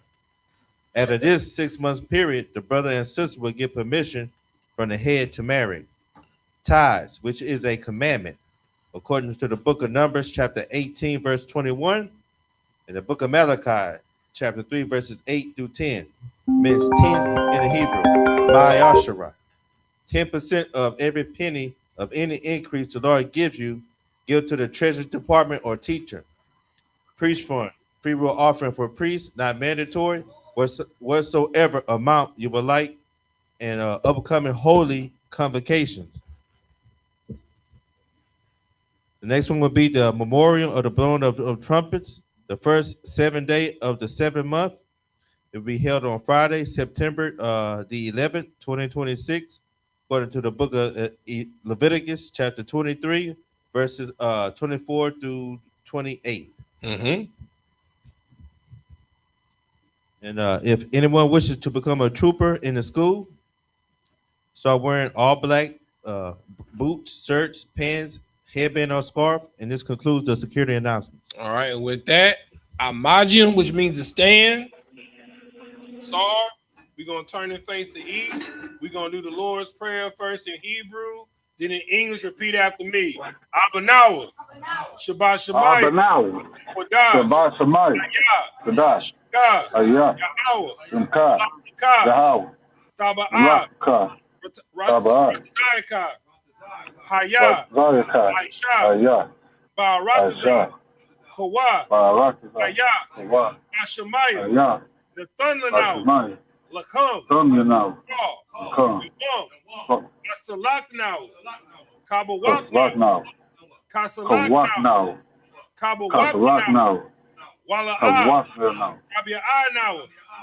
Banasai now. Abal. Shai now. Mayan. Right. Kaya. Laka. Amalakwa. Wahala. Wahata Para. Aman. In the English. Aman. Which art in heaven. Hallowed be thy name. Yahweh. Hallowed be thy name. Yahweh. Thy will be Thy done. kingdom come. In earth. Thy will be done. In earth. Give us this as it day is in heaven. our daily Give bread. us this day And forgive our us daily bread. our debts. And forgive us our debts Our debt as toward we us. forgive And lead our us not debtors. into And temptation. lead us not But deliver into us temptation, from evil. but deliver us Thine is the from kingdom. evil. For thine is For the thine is the kingdom, and the power and the glory and the power, forever. and the So glory be it. forever. Star, So be it. turn and face the front. Oh, you got to turn the camera. You got to turn the camera. Give a courtesy salute to the brothers and to the sisters. Men of Israel, by the Shabbat. Magic. Rock. How about Shim Yahweh Shah Yahweh Bashim Yahweh Shah Brakatan. Yadamata, sword, turning face the sisters, and of Israel, mighty Shabbat, Maji, Rock, Yahweh Shemar Thah Bashim Yahweh Yahweh Shemar Thah Bashim Yahweh Shah. Yadamata, dismiss.